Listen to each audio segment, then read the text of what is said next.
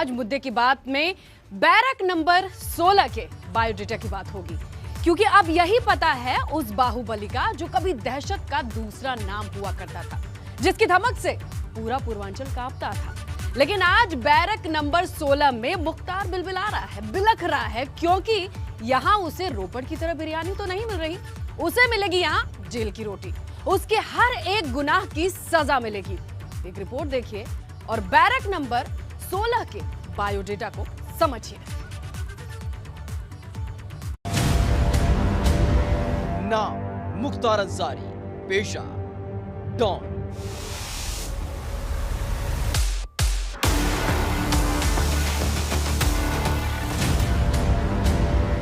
आरोप हत्या, लूट, अपहरण, ठिकाना बांदा जेल, बैरक नंबर 16।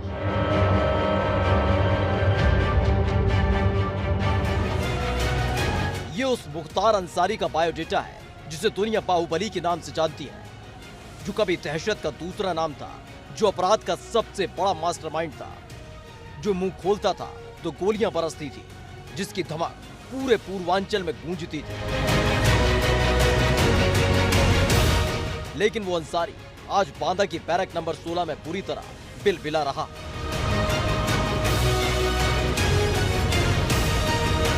क्योंकि 26 महीने तक जो मौज मुख्तार ने पंजाब की रोपड़ जेल में काटी, उस मौज का बांदा की जेल में घुसते ही द एंड हो गया। मुख्तार की मनमानी का चैप्टर क्लोज हो गया। और ये देख सकते हैं वो एम्बुलेंस जिसमें मुख्तार अंसारी बैठा हुआ है, पूरी एम्बुलेंस को अखबार से ढक दिया गया है जिससे किसी को मुख्तार अंसारी का नजारा न मिले।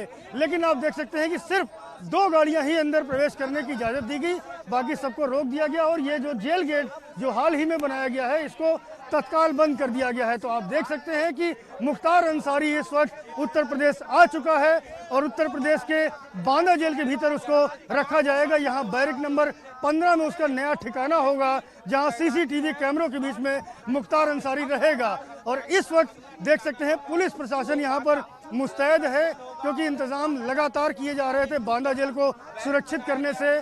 देख सकते हैं किस तरह से इंतजाम किए गए हैं और तमाम पुलिसकर्मी जो यहाँ अलग अलग जगहों से लाए गए हैं सुरक्षा देने के लिए। अब बांदा की बैरक नंबर 16 ही मुख्तार का नया ठिकाना है। यहीं उसे सोना है, यहीं उसे रोना है, क्योंकि यहाँ उसे रोपड़ की बिरयानी नहीं, जेल की रोटी मिलेगी। उसके हर गुनाह की सजा मिलेगी।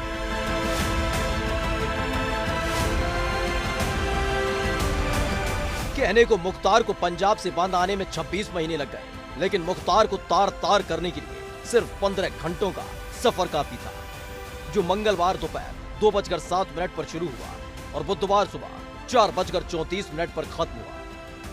इन 15 घंटों में मुख्तार का पता बदल गया, ठिकाना बदल गया, चाल ढाल तरीका बदल गया। क्योंकि जब बुधवार को सूर्य उदय हो रहा था, मुख्तार अंसारी का सूर्यास्त हो रहा था, यही वक्त मुख्तार के लिए बुरे दिन के तौर पर शुरू हो गया। 26 महीने बाद मुख्तार की बांदा वापसी, 890 किलोमीटर का सफर, 15 घंटे नॉन स्टॉप चला पुलिस का काफिला। सुबह 5 बजे बांदा जेल में मिली एंट्री। बांदा पहुंचते ही मुख्तार का सामना उन प्रक्रियाओं से हुआ जिन्हें वो रोपड़ में धुएं में उड़ा देता था। एक आम कैदी की तरह मुख्तार की तलाशी हुई और मुख्तार सिर झुकाकर तलाशी देता रहा। Bureau report, ABP Ganga.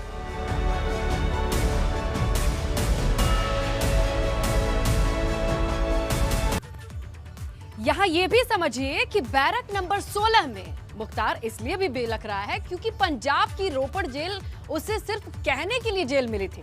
असल में वो उसका फार्म हाउस थी, जहां मुख्तार की अय्याशी का पूरा इंतजाम हुआ करता था।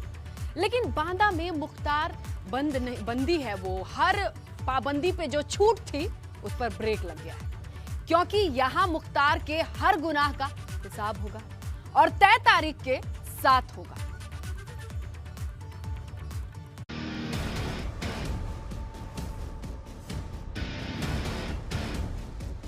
बांदा में मुख्तार अंसारी के हर गुनाह का हिसाब होगा। यहां मुख्तार पर 360 डिग्री नजर होगी। आसमान से ड्रोन और बैरक में लगे कैमरे हर पल मुख्तार की बेचैनी को कैद करेंगे। मुख्तार 24 घंटे सीसीटीवी की निगरानी में रहेगा। सीधे लखनऊ से उसकी मॉनिटरिंग होगी। एक प्लाटून पीएसी जेल के बाहर तैनात होगी। मुख्तार से मिलने कौन आ रहा है, कौन जा रहा है, हर बात पर नजर होगी। मतलब सजा को मजा समझने वाले मुख्तार का पहली बार सही मायने में जेल से पाला पड़ेगा। उपरोक्त बंदी को सकुशल पंजाब से बांदा जेल में शिफ्ट कर दिया गया है और जो माननीय सर्वोच्च न्यायालय है के आदेश का अनुपालन करा दिया गया है। अब आगे कोर्ट में पेशी होगी, ट्रायल होगा और जो केसेस अभी विवेचनाधीन हैं उनमें भी जल्द से जल्द साक्ष्य एकत्रित करके कोर्ट में रिपोर्ट प्रस्तुत की जाएगी और ये प्रयास होगा कि जल्द से जल्द सभी केसों में सजा दिलाई जाए और गवाह समय से वहाँ गवाही के लिए प्रस्तुत किए जाए। आम कैदियों की तरह रहना होगा, जेल का खाना खाना होगा। रोपड़ जेल मारो मुख्तार अंसारी के लिए आराम का अड्डा थी। जेल का अहाता उसके लिए कंपनी गार्डन जिसमें मुख्तार अंसारी घूमता फिरता था। लेकिन बांदा जेल में उसकी सारी हेकड़ी निकाल दी जाएगी, जहां उसे माफिया या डॉन के तौर पर नहीं बल्कि एक आम अपराधी के तौर पर हैंडल किया जाएगा। आम कैदी की तरह उसे जेल में रहना होगा, जेल का खाना खाना होगा। क्योंकि पहले जब मुख्तार बांदा जेल में बंद था तब वो हर रोज घर का खाना खाता था, लेकिन इस बार उसे घर का खाना नसीब नहीं होगा। अब मुख्तार अपनी मनपसंद बिरयानी को हर रोज मिस करेगा। हर सुनवाई में पेश होना होगा, बीमारी का नाटक नहीं चलेगा। रोपड़ जेल में जब तक मुख्तार अंसारी बंद रहा, सुनवाई की तारीखों की धज्जियां उड़ाता रहा। यूपी में एक भी तारीख के लिए वो नहीं आया, लेकिन अब उसकी मनमानी नहीं चलेगी। अब मुख्तार को हर मामले की सुनवाई पर कोर्ट की दहलीज पर जाना होगा और वहीं उसके हर गुनाह का हिसाब होगा। और सबसे बड़ी बात, मुख्तार अब गवाहों को डरा भी नहीं पाएगा। जेल एक अलग विभाग है, लेकिन जेल के स्तर पे भी अवश्य ही पूरी तरीके से निष्पक्ष और पारदर्शी कार्रवाई हो रही होगी और ये सुनिश्चित कराया जाएगा कि किसी तरह की कोई अवैध गतिविधि इस दौरान जेलों से ना हो। कुल मिलाकर मुख्तार का बुरा वक्त बांदा की जेल में घुसने के साथ शुरू हो चुका है। Bureau report, ABP Ganga. अब बात कोरोना के रक्त चरित्र की, क्योंकि कोरोना फीनिक्स बन गया है। फीनिक्स का मतलब होता है एक ऐसा पक्षी जो अपनी राख से पैदा होता है, जो मरने के बाद फिर जिंदा हो जाता है। ऐसा ही कुछ हाल इस वक्त कोरोना का है। जब हम सोच रहे थे कि कोरोना खत्म हो गया, तब कोरोना फिर से लौट आया और ज्यादा खतरनाक होकर लौटा। पिछले 24 घंटे के आंकड़े डरा रहे हैं, खतरे की घंटी बजा रहे हैं, क्योंकि आधे हिंदुस्तान पर कोरोना का साया है। बच्चे, युवा, बुजुर्गों पर अब यह खतरा मंडरा रहा है।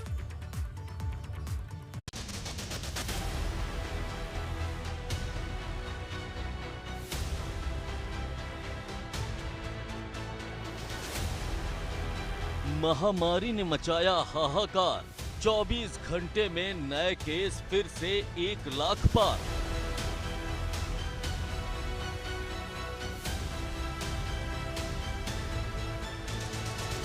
जिंदगी का हुआ ब्रेक फेल, क्या लॉकडाउन से लगेगा ब्रेक?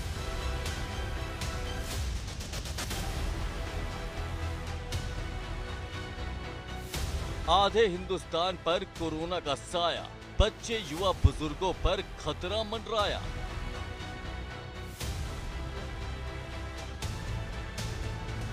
जिस बात का डर था वो सच होने लगा है। कोरोना मौत बनकर मंडराने लगा है। महाराष्ट्र महामारी के महा अटैक से त्राहिमाम कर रहा है।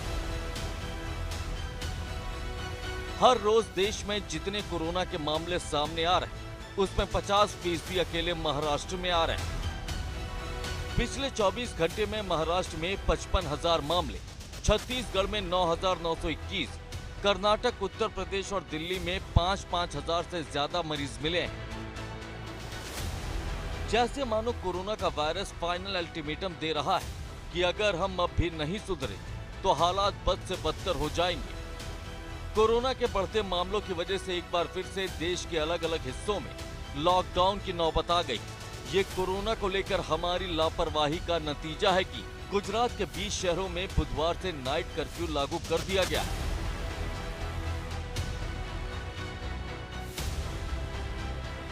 दिल्ली में 30 अप्रैल तक रात 10 बजे से सुबह 5 बजे तक नाइट कर्फ्यू लागू है। झारखंड में 8 से 30 अप्रैल तक दुकानें रात 8 बजे के बाद नहीं खुलेंगी। गुजरात में कोर्ट ने राज्य सरकार को वीकेंड कर्फ्यू लगाने के निर्देश दिए हैं। महाराष्ट्र और मध्य प्रदेश के कई शहरों में लॉकडाउन लगा हुआ है। वैज्ञानिकों की माने तो कोरोना की दूसरी लहर पहले से भी ज्यादा खतरनाक है। ये बच्चे, युवा, गर्भवती महिलाओं को सबसे ज्यादा अपना शिकार बना रहा। वहीं बिना लक्षण वाले मामले भी खतरे की घंटी बजा रहे। एक्सपर्ट्स के मुताबिक मुंबई में दूसरी लहर के 80% से ज्यादा मामले बिना लक्षण वालों के। वहीं दूसरी लहर में कोरोना का वायरस सीधे इंसान के फेफड़े पर हमला कर रहा है। डॉक्टर्स के मुताबिक 3 दिन में वायरस फेफड़ों तक पहुंच रहा है, जबकि कोरोना की पहली लहर में वायरस को फेफड़ों तक पहुंचने में 10 दिन का समय लग रहा था। मतलब इस बार वायरस न सिर्फ खतरनाक है, बल्कि ये उभरने वाले लोगों को भी मेंटल डिसऑर्डर का शिकार बना रहा। वैज्ञानिकों की नई स्टडी में पता चला है कि हर 3 में से 1 मरीज पर इसका खतरा है। माना जा रहा है कि महामारी मानसिक और न्यूरोलॉजिकल समस्याओं की लहर पैदा कर सकती है। मतलब खतरा बहुत खतरनाक है। और इन सब के बीच कोरोना की वैक्सीन की डोज की कमी भी खतरे का सायरन बजा रही है। महाराष्ट्र में सिर्फ 3 दिन का वैक्सीन स्टॉक है, जबकि आंध्र प्रदेश ने 1 करोड़ डोज की डिमांड की। हालांकि केंद्र सरकार ने भरोसा दिया कि वैक्सीन की कमी नहीं होने दी जाएगी। लेकिन बात सिर्फ कोरोना वैक्सीन की नहीं है, बात सावधानी की है, अपनी और अपनों की सेफ्टी की है, जो लोगों को रखनी होगी, क्योंकि ये लोगों की लापरवाही का ही नतीजा है कि स्थिति आउट ऑफ कंट्रोल हो गई। देश एक बार फिर से लॉकडाउन के मुहाने की ओर बढ़ता दिख रहा है। Bureau report, ABP Ganga. Break के बाद अब बात कर लेते हैं महाराष्ट्र की, जहां महामारी का महा अटैक जारी है। लेकिन अब कोरोना उत्तर प्रदेश में भी कहर मचा रहा है। पिछले 24 घंटे के आंकड़े अगर आप देखेंगे तो इलाहाबाद हाई कोर्ट को डरा रहे हैं। कोर्ट ने यूपी सरकार को लॉकडाउन लगाने पर विचार करने को कहा है। एक तरह से ये खतरे की घंटी है, जिसे वक्त रहते यूपी को समझना होगा और सावधान रहना होगा।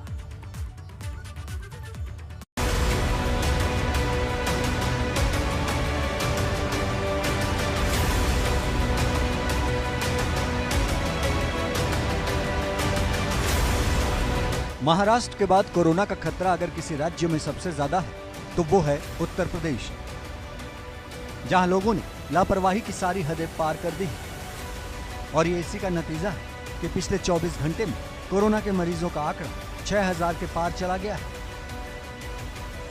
और अब कोरोना का वायरस धीरे धीरे पूरे राज्य में पैर पसार रहा है। वहीं इटावा की जिला जेल में 30 कैदियों के कोरोना पॉजिटिव मिलने से हड़कंप मच गया। बरेली की जेल में 1700 कैदी बंद है, जबकि जेल की क्षमता 700 कैदियों की है। क्षमता से अधिक कैदी बंद होने से महामारी का खतरा और ज्यादा बढ़ गया है।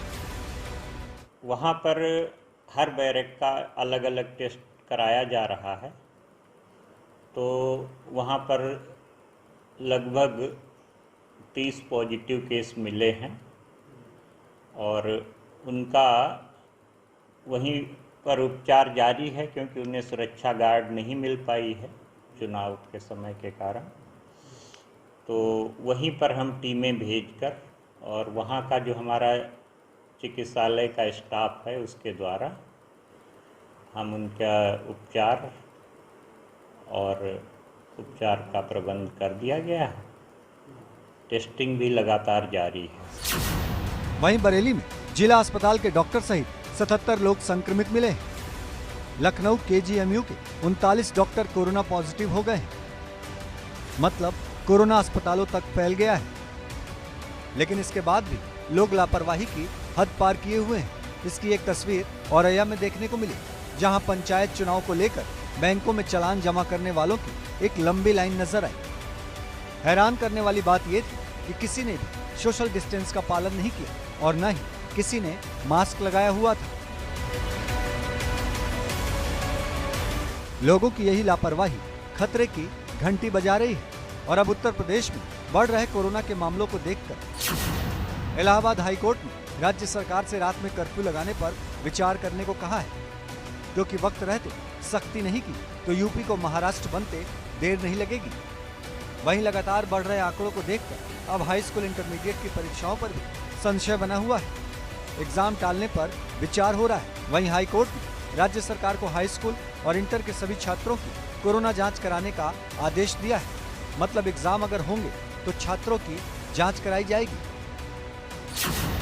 आपको बता दें कि पहले यूपी बोर्ड की ओर से हाई स्कूल और इंटरमीडिएट की परीक्षा 24 अप्रैल 2021 से शुरू होनी थी, लेकिन पंचायत चुनाव की तारीखें घोषित होने के कारण बोर्ड परीक्षाओं को टालना पड़ा। अब कोरोना के चलते परीक्षाओं की तारीख और आगे बढ़ सकती है, क्योंकि सवाल लाखों छात्रों की जिंदगी का भी है। मुश्किल वक्त में हर कदम सावधानी के साथ रखना होगा। Bureau report, ABP Ganga. अब बात सीएम योगी के मिशल बंगाल की। दीदी के गढ़ में सीएम योगी ने पूरी ताकत झोंक दी है। आज दार्जिलिंग में सीएम योगी ने ममता पर जमकर हमला बोला। आपको बता दें कि सीएम योगी लगातार पश्चिम बंगाल के दौरे पर रहे हैं और रैली और रोड शो के जरिए चुनाव में भाजपा की जमीन तैयार कर रहे हैं।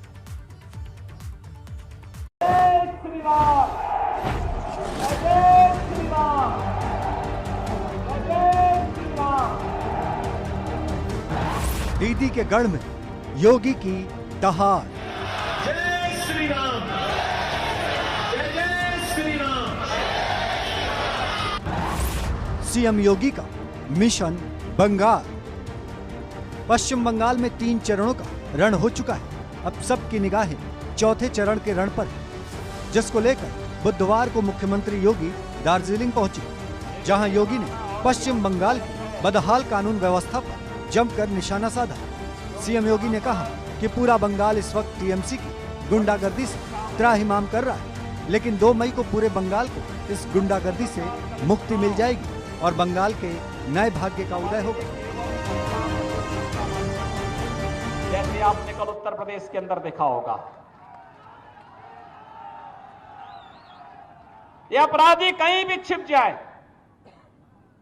ये तो तय है कि अपराधी को कांग्रेस, कम्युनिस्ट और टीएमसी जैसे दल संरक्षण जरूर देंगे। लेकिन आप चिंता मत करिए, इनसे लंबे हाथ कानून के होते हैं और कानून के लंबे हाथ इन्हें पाताल से भी निकाल करके जेल के शिकंजों के अंदर भेजने का कार्य जरूर करेंगे। और यही आश्वासन देने के लिए आज हम सब आपके बीच आए हैं। योगी बोल रहे थे और लोग उन्हें सुन रहे थे। योगी के मुंह से निकली हर एक बात भाजपा कार्यकर्ताओं में जोश भर रही थी। जय श्री राम, जय श्री राम, जय श्री राम। आपको बता दें कि इस बार बंगाल में भाजपा को अपनी जीत की पूरी उम्मीद है। उसकी ये उम्मीद 2019 के लोकसभा चुनाव में जीत के बाद जागी है। एक तरह से बंगाल से दीदी की सत्ता को उखाड़ फेंकने का ये सबसे अच्छा मौका है और यही वजह है कि पीएम मोदी से लेकर सीएम योगी तक लगातार बंगाल में रैलियां और रोड शो के जरिए माहौल बना रहे हैं। लेकिन बंगाल में भाजपा की ये कोशिश कितना रंग लाती है, ये तो 2 मई को पता चलेगा। Bureau report, ABP Ganga.